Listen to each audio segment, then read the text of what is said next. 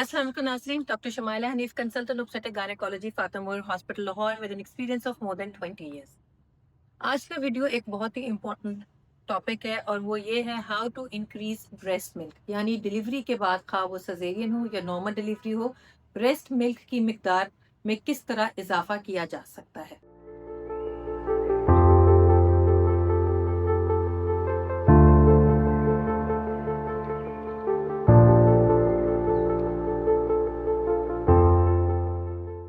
Newly delivered mother's, बेशक normal delivery या caesarean हो, उनको ये अक्सर प्रॉब्लम रहती है कि जी इतना ज़्यादा दूध नहीं आ रहा, बच्चे को कैसे फीड कराएं। तो लिहाजा फिर वो उसको कॉम्पनसेट करने के लिए बॉटल फीड का इस्तेमाल शुरू कर देते हैं और फिर आहिस्ता आहिस्ता बच्चा बॉटल फीड की आदत ले लेता है और फिर वापस ब्रेस्ट मिल्क की तरफ नहीं आता। तो यही वो इम्पोर्टेंट टाइम है जो शुरू के कुछ दिन है जब बच्चे को भी आपने ट्रेन करना है कि ब्रेस्ट मिल्क को उसने कैसे लेना है, या आप बच्चे को ट्रेन कर लें या बच्चा आपको ट्रेन कर ले। बच्चे भी बड़े क्लेवर होते हैं, बेशक वो छोटे कुछ दिनों के ही हों। जो ही उनको बॉटल फीड एक बहुत ही आसान चीज़ है, क्योंकि बॉटल में कोई एफर्ट बच्चे को नहीं करनी पड़ती। आप बॉटल ही देंगे, फौरन दूध उसके बच्चे के मुंह में चला जाता है। ब्रेस्ट मिल्क में बच्चे को एफर्ट ज़्यादा करनी पड़ती है क्योंकि उसने ब्रेस्ट को सक करके दूध निकालना है। तो जब उसको बॉटल फीड की आदत पड़ जाती है और बाद में आप ब्रेस्ट ऑफर करें और वो नहीं लेता क्योंकि वो फौरन रोने लग जाता है, और फिर घर में बड़े बुजुर्ग भी, माँ बाप भी एकदम बड़े अपसेट हो जाते हैं कि बच्चा बहुत रोने लग गया, इसको फौरन बॉटल में दूध बना के दे देते हैं। तो इसी तरीके से फिर आहिस्ता आहिस्ता ब्रेस्ट मिल्क छूटता चला जाता है और बॉटल फीड की तो बच्चे को आदत पड़ जाती है। तो इसके बारे में आज हम बात करेंगे कि वो क्या टिप्स अपनानी चाहिए जिससे आप ब्रेस्ट फीड आपका ज़्यादा हो और बच्चे के लिए उतना ही बेहतर हो। ये हमेशा कहा जाता है और ये साइंटिफिक एविडेंस है कि ब्रेस्ट मिल्क बच्चे के लिए बहुत ही बेहतर है। बच्चे के लिए उसमें एंटीबॉडीज होती हैं जिससे वो बहुत सारी इन्फेक्शन से उसका बचाव हो जाता है। बच्चे की नशोनुमा, नॉर्मल ग्रोथ और डेवलपमेंट के लिए भी माँ का दूध सबसे बेहतर है। डिलीवरी के 1-2 दिन तक बहुत ज़्यादा दूध नहीं उतरता और उसी टाइम पे बॉटल फीड का इस्तेमाल ज़्यादा होने लग जाता है। मदर फीड या ब्रेस्ट फीड जो है वो उसके लिए दो हॉर्मोन्स इंटरप्ले करते हैं जो कि माँ के ब्रेन से रिलीज होते हैं, और वो इम्पोर्टेंट हॉर्मोन्स हैं, एक प्रोलेक्टिन और एक ऑक्सीटोसिन। प्रोलेक्टिन भी डिलीवरी के बाद ही बनने लगता है और मेन रीज़न या उसको कंट्रोल करने का तरीका यही है कि जब बच्चा ब्रेस्ट के ऊपर सक करेगा तो ब्रेन को मैसेज जाएगा कि प्रोलेक्टिन हार्मोन ज़्यादा करे, और फिर प्रोलेक्टिन की वजह से ब्रेस्ट में ज़्यादा मिल्क बनने लगता है। जब बच्चा सक करने लगता है तो एक और हार्मोन रिलीज होता है जिसका नाम है ऑक्सीटोसिन। इसका मकसद ये होता है कि जो ऑलरेडी ब्रेस्ट में दूध है उसका फ्लो बेहतर करता है या पंप आउट उसको बेहतर करता है। सो दोनों प्रोलेक्टिन और ऑक्सीटोसिन हॉर्मोन्स हैं जो कि ब्रेन से रिलीज होते हैं, जो कि ब्रेस्ट मिल्क को कंट्रोल करते हैं। पर इनके रिलीज का जो मेन इम्पोर्टेंट टूल या इसको कंट्रोल करने का टूल है कि बच्चा ब्रेस्ट को बार बार सक करे। तो पहली चीज़ के किस तरह इम्प्रूव किया जाए ब्रेस्ट मिल्क, उसमें है फ्रीक्वेंट सकिंग, यानी कि बच्चे को बार बार ब्रेस्ट पे लगाया जाए, क्योंकि फीड ऑन डिमांड और सप्लाई, ये दोनों चीज़ें का बहुत ही क्लोज इंटरप्ले है। जितनी डिमांड ब्रेन को, माँ के ब्रेन को मैसेज जाएगा उतना ही सप्लाई बनेगा। अगर डिमांड का मैसेज नहीं जाएगा, सप्लाई आहिस्ता आहिस्ता कम होती चली जाएगी। ये कहा जाता है कि शुरू में जो 6 हफ्ते शुरू के जो 6 हफ्ते हैं, बच्चे को कम से कम 10 से 12 दफ़ा ब्रेस्ट पर लगाना चाहिए 24 घंटे के अंदर, जो कि अमूमन हर 2 से 3 घंटे की बारी के बाद बारी आ जाती है। दोनों ब्रेस्ट पे लगाना चाहिए, पहले 10-15 मिनट एक ब्रेस्ट के ऊपर और फिर दूसरे के ऊपर। ऐसे करने से ब्रेन को मैसेज जाता है कि प्रोलेक्टिन हार्मोन की मिकदार ज़्यादा करें, जिसके रिस्पॉन्स के ऊपर ब्रेस्ट में ज़्यादा दूध बनने लग जाता है, और फिर ऑक्सीटोसिन हार्मोन रिलीज होता है जिससे ब्रेस्ट मिल्क का फ्लो बाहर की तरफ ज़्यादा होने लग जाता है। अगर किसी वजह से हर 2-3 घंटे बाद आप बेबी को फीड नहीं करा रहे, तो अपना जो स्टिमुलस है वो आप कोई भी पंप इस्तेमाल कर सकते हैं। आपने अपने ब्रेन को मैसेज देते रहना है कि प्रोलेक्टिन हार्मोन की मिकदार ज़्यादा करें। आप बेशक पंप इस्तेमाल करें जो, अगर बीच में आप बेबी को फीड नहीं करा रहे, पंप भी मैनुअल हो सकता है, इलेक्ट्रिकल पंप भी हो सकते हैं, उसका मकसद भी वही है कि प्रोलैक्टिन ज़्यादा रिलीज हो। सो जो मेन इम्पॉर्टेंट फैक्टर मिल्क का सप्लाई को ज़्यादा करने के लिए ये है कि बार बार बच्चे को आप ब्रेस्ट पे लगाएं ताकि आपका ब्रेन हार्मोन ज़्यादा रिलीज करे। शुरू के 1-2 दिन में इतना ज़्यादा दूध नहीं बनता, उस वक़्त कई दफ़ा अक्सर लोग जो है बॉटल फीड दे देते हैं, पर बेशक आपको बॉटल फीड देनी पड़ रही है, पर साथ साथ हर 10 से 12 मरतबा 24 घंटे के अंदर आपने ब्रेस्ट को स्टिमुलेट करना है। वो आपको बेबी को ब्रेस्ट को ज़रूर लगाना है, और साथ में आप पंप का इस्तेमाल भी कर सकते हैं।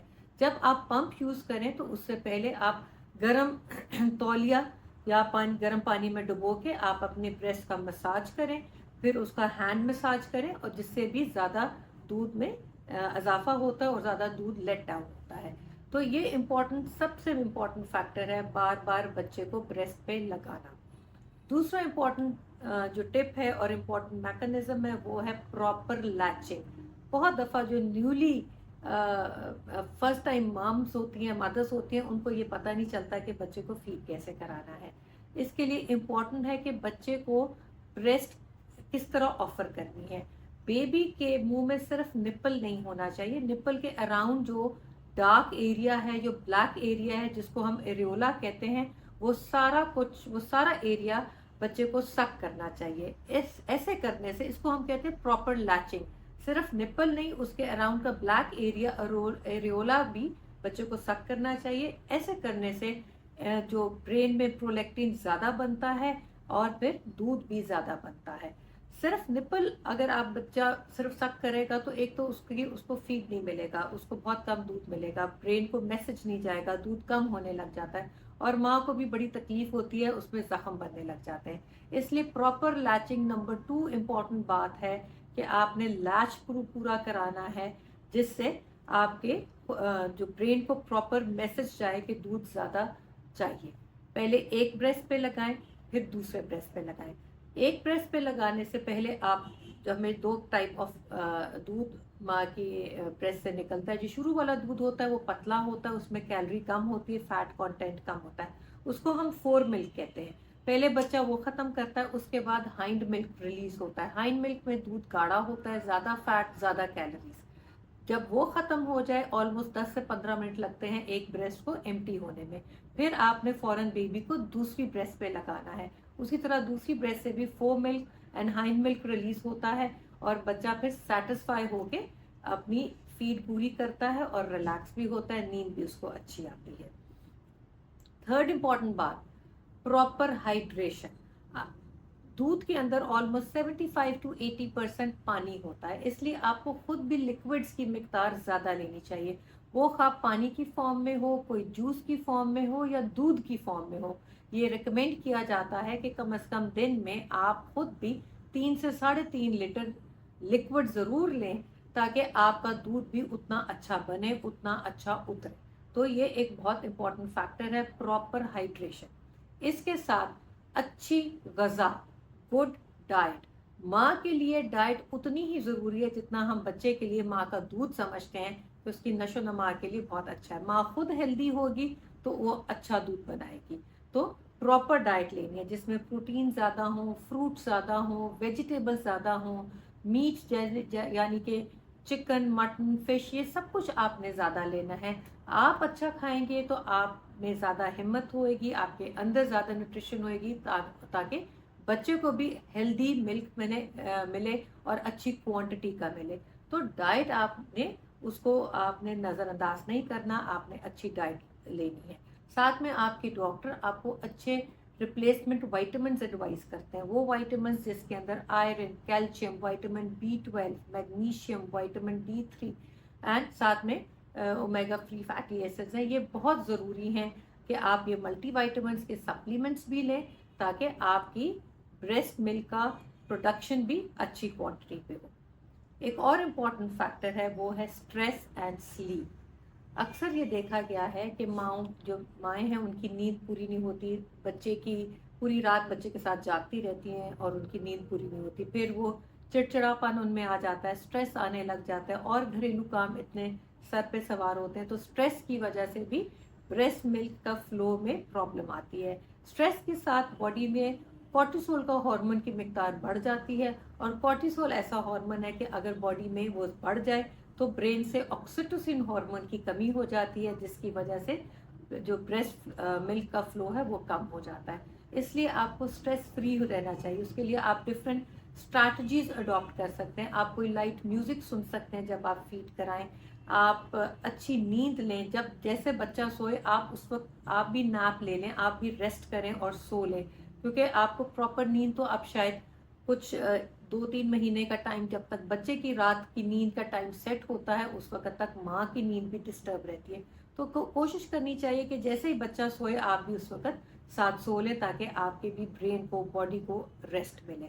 आपको एक्सरसाइज करनी चाहिए, योगा करना चाहिए, डीप ब्रीदिंग एक्सरसाइजेस करनी चाहिए, जिससे आपका स्ट्रेस लेवल कम हो। जो और आपके घरेलू काम है आप किसी से रिक्वेस्ट कर सकते हैं कि बाकी घर के काम कोई और घर का बड़ा बुजुर्ग जो और आपके घर में अगर है, या कोई हाउस हेल्प है, कोई मेड है, उससे वो काम करा लें। मदर के लिए स्ट्रेस रिलीफ रहना बहुत ही इम्पोर्टेंट है, ताकि बच्चे की तरफ फुल कंसंट्रेशन हो, बच्चे की केयर की तरफ फुल कंसंट्रेशन हो। और ब्रेस्ट फीडिंग के लिए उतना ही इम्पोर्टेंट है कि माँ की अच्छी नींद हो, माँ की अच्छी डाइट हो, गुड हाइड्रेशन हो, और वो स्ट्रेस फ्री हो। तो ये नॉर्मल इम्पोर्टेंट टिप्स थी जिसके बारे में हमने बात की, जिसको आपको अपनाना चाहिए ताकि आपके ब्रेस्ट मिल्क का इजाफा हो। साथ में ये भी कभी कभी घर घर के बड़ी खवातीन ये भी आपको मशवरा देती हैं कि घरेलू कोई खाने की अशिया ऐसी होती हैं जिससे ये देखा गया है कि ब्रेस्ट मिल्क में इजाफा होता है। जैसे कि मेथी दाना, आप मेथी दाना ले सकते हैं, आप जैसे दाल पे छिड़क के ले सकते हैं, सब्जियों पे डाल के ले सकते हैं, या आप मेथी दाना का कावा ले सकते हैं। उसके लिए ये कहा जाता है कि अगर आप 1 चाय की चमची गर्म पानी के अंदर मेथी दाना डाल दें, उसके अंदर 3 मिनट तक पकाएं, तो वो पानी फिर आप स्ट्रेन कर लें और उस पानी को आप पी लें, बेशक गर्म पी लें या ठंडा पी लें। इससे देखा गया है कि कुछ खवातीन को बहुत ही फायदा हुआ है और उनका दूध की मिकदार ज्यादा होने लग गई है। साथ में फेनल सीड्स यानी कि सौंफ, सौंफ के बारे में कहा जाता है कि अगर आप सौंफ ज्यादा लें तो इससे भी दूध का सप्लाई ज्यादा होने लग जाता है। दलिया के बारे में भी ये कहा जाता है, दलिया लेने से भी दूध ज्यादा हो जाता है। साथ में कैरेट यानी कि गाजर, पपाया, इनको लेने से भी दूध की मिकदार ज्यादा होने लग जाती है। तो ये घरेलू अशिया हैं जो कि आप साथ में इस्तेमाल कर सकते हैं। कईयों को इससे बहुत बेनिफिट होता है और शायद हो सकता है कि कईयों को कोई भी बेनिफिट ना हो, पर ऑब्वियसली ये नेचुरल चीज़ें हैं, इनको लेने से कोई नुकसान नहीं है। आप ये साथ बाकी सारी जो इम्पोर्टेंट फैक्टर्स हैं इनके साथ आप ये चीज़ें भी अपनाएं ताकि ब्रेस्ट मिल्क में इजाफा हो।